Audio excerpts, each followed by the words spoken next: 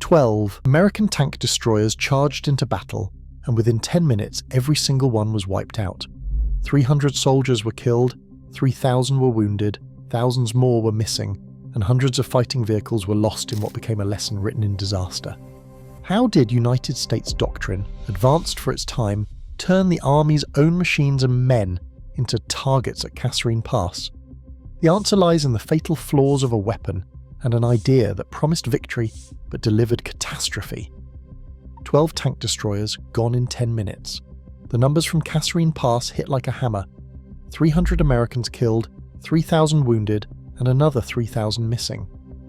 The battlefield looked less like a victory or a defeat and more like a scrapyard.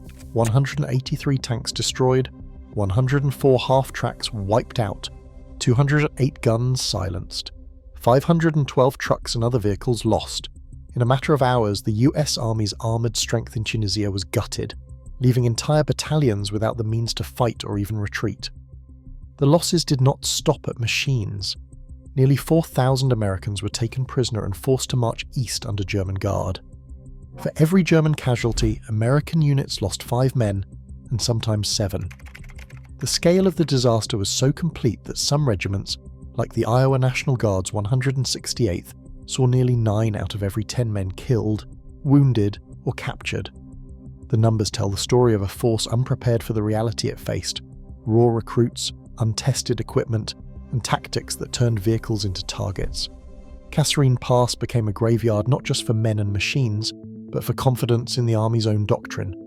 The question was no longer how many were lost, but how such losses could happen so quickly, and what was wrong with the tools and ideas meant to stop it. The M3 gun motor carriage was a machine designed with speed and mobility in mind, but little else. Its foundation was the M3 half-track, a hybrid of DIV's truck and light armoured vehicle. On top of this chassis sat a 75mm M1897A4 gun, a relic of World War I, bolted in place without a turret. The entire fighting compartment was open to the sky, exposing every member of the 5-man crew, commander, gunner, 2 loaders and driver to shrapnel, machine gun fire, and the relentless North African sun. Armour protection was almost an afterthought, leaving the crew exposed. The thickest plate measured just over ½ an inch, barely enough to stop a rifle bullet at distance.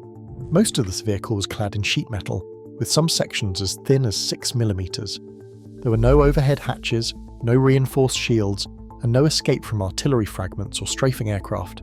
The gun, though reliable, was nearly half a century old by 1943. It could damage early German tanks from the side, but struggled against newer models or frontal armour. The firing arc was limited, and the open mount left the crew with nowhere to hide when the shooting started. Even the engine and fuel tank sat unprotected, a single hit capable of turning the half-track into a fire trap. The weapon was essentially outdated in the face of modern armour. In the chaos of battle, the M3 GMC offered little more than the illusion of protection. For its crew's survival depended not on the machine, but on luck and the hope that they could shoot first or escape before the enemy found their range. Major General Leslie McNair believed the answer to enemy armour was not more tanks, but something different: the Tank Destroyer. His doctrine, written in the months before America entered North Africa, was clear. McNair wrote that since the tank must advance, the Tank Destroyer need only manoeuvre for a favourable position, conceal itself thoroughly, and ambush the tank. Tank Destroyer Battalions were never meant to fight on the front lines. They were to be held back behind the main battle, waiting for the moment when enemy tanks broke through. Only then would they move, quickly as a concentrated reserve, using speed and surprise to strike from hidden positions. Their job was to destroy enemy armour from the flanks or rear, never to chase or charge head-on.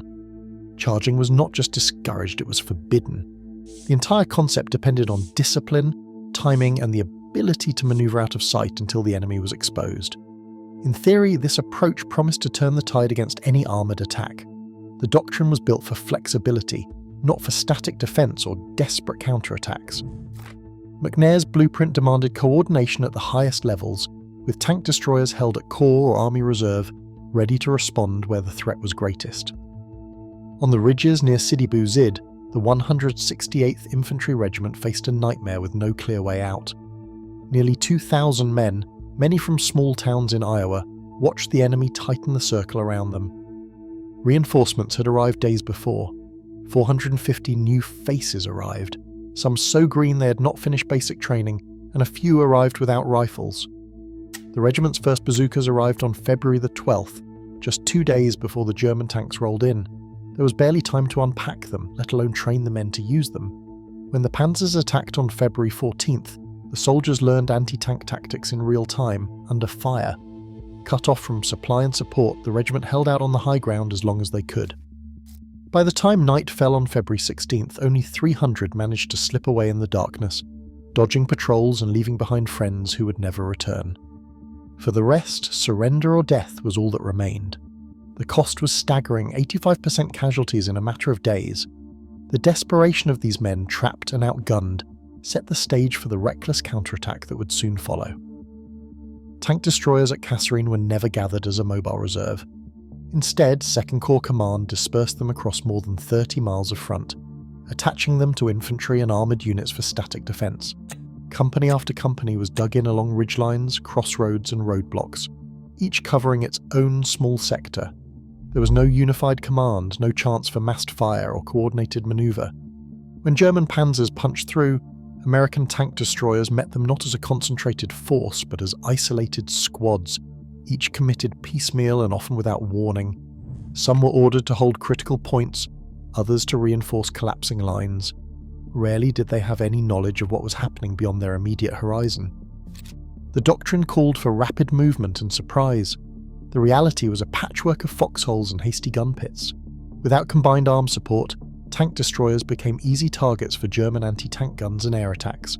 By the time orders filtered down to regroup or counterattack, most units had already been overrun or destroyed in place. This pattern of dispersion and static defence left the 805th and other battalions unable to deliver the punch their doctrine promised, turning what should have been a flexible reserve into a collection of vulnerable outposts. On March 6, 1943, Major General Lloyd Fredendall was relieved of command. Eisenhower moved quickly, pushing new orders through the chain of command and shifting his headquarters closer to the front. Intelligence teams were reorganized and sent forward, tasked with gathering real-time reports instead of relying on distant summaries. Into the chaos stepped Major General George S. Patton, known for his energy and insistence on discipline. Patton arrived with a mandate to restore order and confidence, meeting with battered units face to face. Within days, officers were reassigned, new procedures written, and the entire corps directed to train together for the first time since landing in North Africa. Training manuals were rewritten almost overnight. New circulars spelled out that Tank Destroyer Battalions had to be held together as a corps-level reserve, not scattered among the infantry units. Field exercises shifted focus from static defence to coordinated movement and ambush tactics, with every crew drilled in rapid redeployment and concealment. The Army began phasing out the M3 GMC, pushing for the M10, a fully tracked vehicle with a 3-inch gun and a rotating turret, offering better armour and firepower. Procurement records show the first M10 vehicles reached frontline units in the spring of 1943. These changes were not just on paper. Units now trained side by side with infantry, artillery and air support, practicing the teamwork that had been missing at Kasserine. The Army was determined never to repeat the same mistakes. At Guettar, in late March 1943, the US Army faced German armour again, this time with new leadership, revised tactics and better coordination between infantry, artillery and tank destroyers. The result was a clear American victory. German attacks were repelled, and their panzers withdrew, leaving wrecked vehicles behind. The same army that had been routed at Kasserine now proved it could fight and win, a competence that would carry forward to Normandy the following year. Doctrine doesn't die on the battlefield, it lingers in every assumption commanders make today. As military technology evolves, blind faith in untested ideas still costs lives. The real test isn't what we build, but whether we question what we believe. What lesson are we still missing?